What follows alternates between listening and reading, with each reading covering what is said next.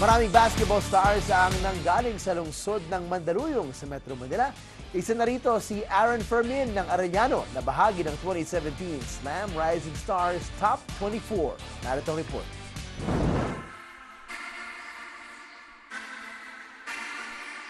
Okay, so guys, inaantay na lang namin si Aaron Fermin para sabihan namin siya na hindi niya na kailangan mag-tryout for Slam kasi kuha na siya and part na siya sa Lucky 24 na magpa-participate sa 2017 na Slam Rising Stars.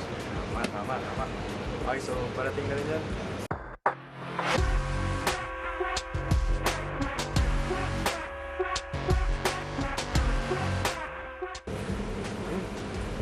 Bro, mag-tryout ka rin ba? Ganun ba? Gusto lang sana namin sabihin sa'yo na hindi mo na kailangan mag-tryout kasi part ka na ng Lucky 24 na mag-participate sa 2017 Slam Rising Stars. Congrats!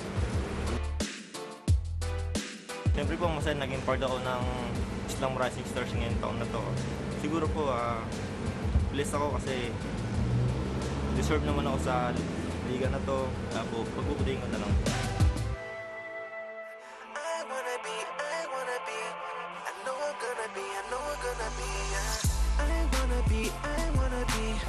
Before po ako mapunta dito sa Arellano, may naka-scout po sa akin na taga sa amin. Nag-offer po siya sa akin na yung gusto kong matutong mag-basketball. Hindi na po ako nagdalawang isip na sumagot ng oo kasi po may height daw po ako. Then dinala po ako sa Lasal Dasmariñas. Nag-training po ako ng almost 3 months. Minsan pinagtatawanan ako kasi ang laki ko daw, di ako marunong. Pero sabi ko naman sa sarili ko, bata pa naman ako, may kaya pa akong i-improve. Kaya nagsipag po talaga ako nun para matuto. Then after po ng 3 months na yun, pinakilala po ako kay Gilbert Bulawan na siya po ang naging tulay na kung bakit ako napunta dito sa Arellano.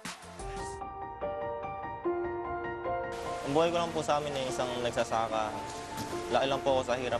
Siguro po, kumakain lang kami ng tama sa isang araw, 3 beses.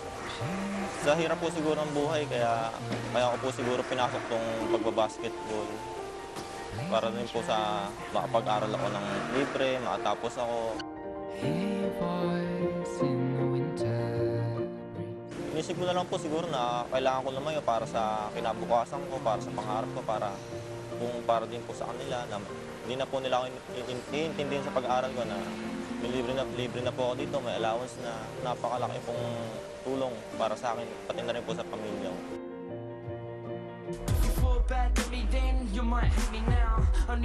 Nakakabahan po talaga ako kasi first time ko sa Islam, tapos sila, may experience na sila last year.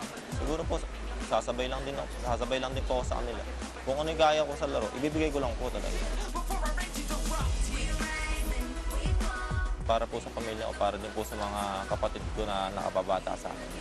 Sabi ko po sa kanila, pag naabot ko pangarap ko, lahat kayo mapag-aaral ko. Kaya pagbutihin niyo yung pag-aaral niyo. Pangako pagsisikapan ko lahat para sa inyo.